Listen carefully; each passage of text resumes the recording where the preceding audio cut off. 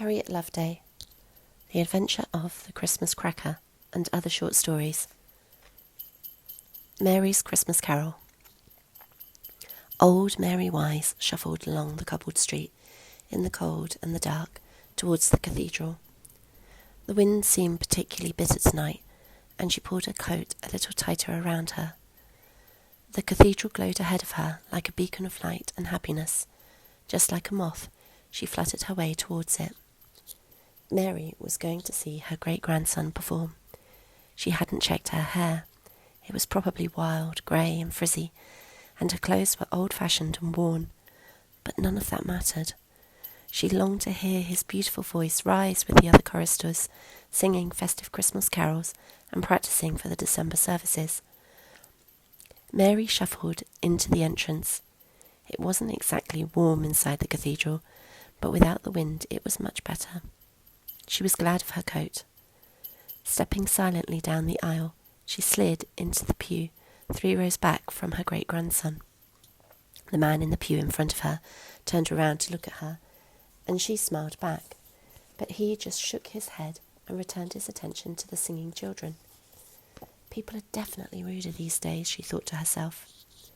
In between carols, Mary waved to her great-grandson Luca, and he waved back. Her heart burst with pride. Such a lovely little boy.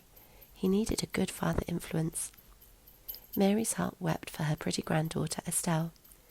It was hard for Estelle as a single mother, but, understandably, Estelle had lost her trust of men, and she was trying to do it all alone. All of it. Work, parenting for 2, DIY, decisions.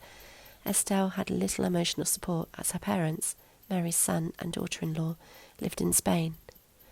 Although Estelle's parents tried to help out financially when she was in a jam, a job that should have sat with the father, they couldn't provide the emotional support she needed. Most of the time, they weren't even aware, as Estelle battered on alone, never complaining, never asking, trying to do it all. My little golden girl, Mary thought, with a tear in her eye. The carols sung by the choristers were enchanting, a little slice of heaven in this ancient, well-lit cathedral on a dark December evening. Then, all too soon, it was over. The children were grabbing their coats and putting on their mittens. Mary looked around for her granddaughter. She felt a little panicked for her great-grandson. Where is she? She thought to herself. People started leaving the cathedral. A cold blast of air rushed in. Mary turned towards the back entrance. Ah, there. At the back of the cathedral, rushing up the aisle, in the same coat that she'd worn for the last 5 years, yet as beautiful as ever, was her Estelle. Mary struggled to get up and wave to her, but Estelle didn't see her and rushed past. Mary wanted to say something, but she was afraid of making a fuss. In Estelle's haste to get to Luca, she accidentally bumped into one of the other children's fathers. Nearly knocking herself to the floor, the man quickly managed to grab Estelle's arm and right her. "Oh, my fault," Estelle exclaimed. "Not at all. The fault's all mine." He was tall and good-looking, with light grey eyes. Estelle and the man smiled briefly at each other before she came to her senses and rushed off. Mary thought to herself, now that's interesting. "Luca? Good, you're ready." Estelle gasped to refill her lungs with air. Leaning down, she pulled his scarf a little tighter. "We've got to rush for the bus." "But, Mum," Luca pointed to Mary, who was holding tightly to the pews as she stood with a little wobble and a sway. "Come on, darling." "But, Mum." "Not now." Estelle dragged Luca back down the aisle as he turned his head back towards Mary and smiled. Mary smiled back. Dear boy, she thought. Mary momentarily considered trying to follow them back. She had done so a few times, but there was something wrong with Estelle's doorbell. No matter how many times she rang, Estelle never came to answer. Mary turned her attention to the tall, handsome gentleman with the light grey eyes. She watched him tickle his son on the back of his head as they walked away from her to exit the cathedral. She hadn't noticed a wedding ring. Pulling her coat a little tighter around her, Mary decided she would investigate. No harm in it. As quickly as she could, she shuffled off down the aisle in pursuit of the man and the boy. The next Tuesday, old Mary Wise shuffled along the same familiar cobbled street towards the cathedral. She was a little earlier than usual this evening. She had a plan. Estelle was already seated in a pew at the front, quite close to the aisle. Estelle wasn't running errands today and was taking a moment to enjoy listening to her son. She kept these golden memories safe in her heart. Childhood and life moved by so quickly. She wanted to cherish and enjoy these moments when she could. Mary smiled. Estelle and Luca shared such a close bond. It was beautiful to anyone who could see. Mary scanned the cathedral. The man with the lovely grey eyes wasn't here yet. The choristers were only just starting to assemble. A lady rudely bumped into Mary. Mary turned around in surprise, but the lady didn't even apologise. She just carried on up the aisle with her little girl, ready for the evening's choir practice. The problem with being a little old lady is that people don't notice you all that much. However, Mary's plan was to use that to her advantage tonight. Mary shuffled up the aisle towards the choir. Luca looked up and saw her. Giving her a big smile, he waved. Mary waved back. Estelle turned around to see whom he was waving to, but looked straight past Mary without a flicker of recognition. Mary consoled herself that her parents' appearance was a little bedraggled. She should have combed her hair. Perhaps Estelle was embarrassed to be associated with her. She wasn't offended. All of Mary's memories of afternoons spent reading to the pretty little golden-haired girl came flooding back to her. She fondly remembered making crazy cake recipes with strange ingredients such as rice, cucumber, and flour, like some kind of George's marvellous medicine cake. Or when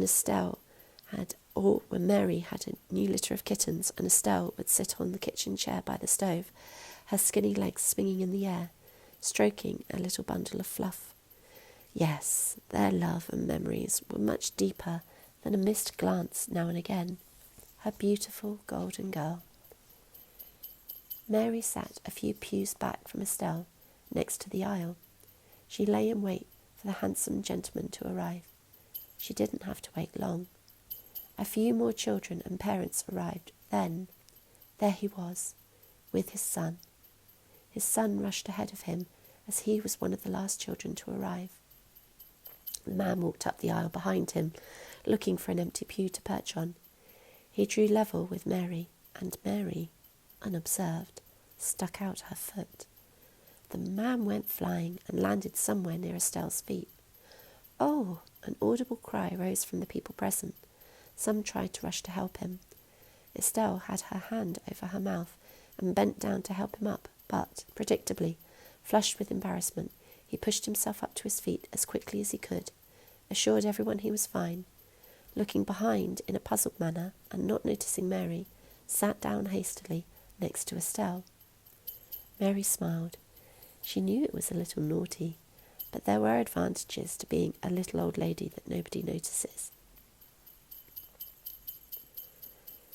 It was just as Mary had planned. The natural chemistry between Estelle and the man ignited. She could see them whispering between carols, and she even thought she heard Estelle giggle at one point. At the end of the practice, Mary hastily got to her feet to shuffle a little nearer. "Adam," Mary heard the man reintroduce himself as he shook Estelle's hand, "and this is my son, Robert." Estelle beamed at Robert as he and Luca arrived at the same time to the pew where their parents had been talking. "My son Luca," said Estelle, indicating to Luca, who gravitated towards his mum with a surprised look. Adam smiled at Luca. Luca and Robert exchanged glances. Adam gulped and said, "Look, I know this is a little untoward, and I don't want you to think anything of it, but would you like to go for a coffee sometime?" 4 pairs of expectant eyes turned to Estelle. Why, I'd love to," she replied. "Oh, well, that's great. Look, here's my number." Adam reached into his pocket and pulled out a business card. "You know who I am too. Not a stalker. But seriously, this bottom one is my personal mobile. Text me when you're free this week. Estelle accepted the card and thanked him. Then she watched Adam and Robert walk down the aisle and exit the cathedral. She held the card in her hand thoughtfully as Luca looked up to her and said, "He seems really nice, Mum." "Oh, Luca." Estelle smiled and placed the card on the seat of the pew before pulling on her gloves. "The only nice men I know are you, my dad, and my grandfather. There are a lot of not nice men out there." Estelle tried to stroke away the confusion from her son's face. "Come on, we're going to be late for the bus." Luca tried to turn around to Mary to say goodbye, but his mum was already pulling him down the aisle. All he managed was a smile, and Mary smiled back, but her mind was whizzing. What should she do? Mary turned to the rejected business card on the seat of the pew, and grabbing it, rushed as fast as she could after them. She had a plan. The children from next door kicked the football at the front door of Estelle's small, detached house again. "Right," Estelle said, putting her dinner tray down and getting up off the sofa. She went to the front door and opened it angrily, only to be greeted by a cold wind on a dark evening. The children had obviously heard her coming. Crossly, she closed the door and put the safety chain on. Damn kids. Estelle came back into the living room and plopped down on the sofa next to Luca, making his tray wobble. She grabbed her tray of egg and chips and speared a chip as she said, "Next time I'm going to catch one of those kids." "What kids?" said Luca. "The ones with the football, just now." She looked at Luca as if he was deaf. "That's not kids," said Luca confidently. "That's old Granny Mary. She wants to come in." Estelle sat frozen with a chip mid-delivery.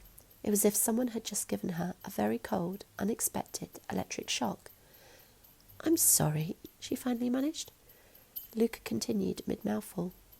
"Old Granny Mary, she wants to come in, but you haven't invited her, so she can't." Estelle put her fork down and turned with amazement to her son. Sure, she'd talked about her granny a few times to him, but not often, not recently. Estelle continued in a factual voice. "Luca, Granny Mary died 10 years ago." "I know," said Luca. He was starting to feel a bit annoyed. Adults never seem to listen or see. "Then how can she be outside?" "Because she wants to speak to you. Only you won't let her in." Estelle was stupefied.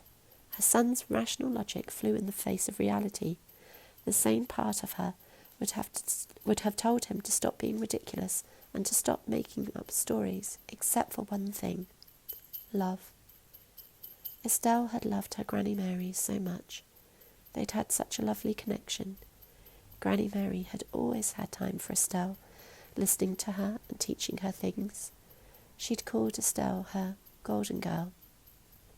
Estelle would happily give up any credibility or semblance of normality if it meant she could have a hug from her granny again, if she could hear her voice one last time, if she could be around her warmth and cheerfulness. Her heart longed to see her just once more. "Where is she?" Estelle asked. "She's at the door. She's cold. I think you should let her in." Estelle and Luca abandoned the last of their egg and chips as Estelle slowly made her way to the front door. Opening it cautiously, she said in an uncertain voice, "Granny, is it you? Granny, please come in." Oh, it had been so cold out there. Mary was glad to enter the warmth of the house. She smiled at Luca and gently kissed his forehead as she made her way into the small, cosy living room and sat down on the armchair near the gas fire. Estelle locked the front door. Then she and Luca went into the living room and sat down on the sofa. "Where's Granny?" Estelle asked her son. "She's sitting in the armchair near the fire," he said. Estelle turned to look right through Mary. Always the same, Mary thought, but it was okay. She was used to it. Estelle didn't mean to be rude, but it was just as Luca often thought. Some people don't see. Mary spoke to Luca. Your mum needs to call the nice man from the cathedral. Luca turned to his mum. Granny Mary says you have to call the nice man from the cathedral. Robert's dad, he added. Well, I can't, Estelle replied into thin air. I don't have his number. Mary continued. Tell your mum the number is in her coat pocket. Luca relayed. Granny Mary said it's in your coat pocket. But it can't be, because I just left the card on the pew. Estelle got up to go to the coats in the hall. She came back with an amazed look on her face, holding the little business card. It's right here, she said. We told you, replied Luca. Mary wiggled her bottom and got cosy by the fire. For once it was nice to be warm. For once it was nice to be seen, sort of. Estelle turned to her son. She gulped for the right words, then said quietly, Could you tell Granny thank you? I'll call him. Could you tell her I love her very much, and I miss her, and that she's more than welcome to stay as long as she likes? Luca listened for a moment, then replied to his mother. She said, thank you. She'd like to stay for a while, and that she loves you too. She said you're her golden girl? Hot tears flooded down Estelle's face as she nodded with recognition at her granny's pet name for her, a name she hadn't heard for many years. The next Tuesday, Mary watched from her place in the pew as the man with the light grey eyes, Adam, gravitated towards Estelle, who was seated 2 rows back from the choir. He and Estelle exchanged warm smiles, and Estelle shuffled along the pew to make room for him next to her. Mary watched her beautiful golden girl with tears in her eyes. Yes, an architect, that would do quite nicely. Luca smiled and waved at Mary from the choir, and Mary waved back. Luca needed a good father influence. Yes, this young man Adam would do very nicely. Mary smiled to herself. She was feeling rather confident, and it was nearly Christmas. She loved Christmas. A gentleman coughed politely next to Mary and motioned to the seat next to her along the pew. Mary was surprised. She was so used to people not noticing her that she'd almost forgotten her social graces. She smoothed her hair back as she twisted her knees around to let the man past her on into the pew. He wore a smart grey coat and had a small posy of pink Michaelmas flowers held in a small silver nosegay on his coat lapel. His face was nondescript, a little wrinkly, an average face, slightly tanned with 2 deep-set, kind blue eyes. He had a gentle way about him. Cold evening, he said in a conversational tone to Mary. Mary smiled back as a draught wiggled around her legs. Yes, it is, she confirmed brightly. Mary was always good with people. Everyone liked her. Is that your granddaughter? The man continued, pointing to Estelle a couple of rows ahead. Yes, it is. Beautiful girl. She has had a hard time, and she deserves so much. But I think the tide is about to turn for her. I think she deserves something good in her life. Don't you? She replied, turning around to look at the man. He smiled as he said, Yes, I do. He pointed again. And that is your great-grandson, Luca? Yes, Mary beamed. He's a lovely boy, very sensitive, a treasure, the man agreed. His lesson will be to learn to discern whom to give his sympathy to and who is trying to take advantage of him. He smiled in a pleasant manner.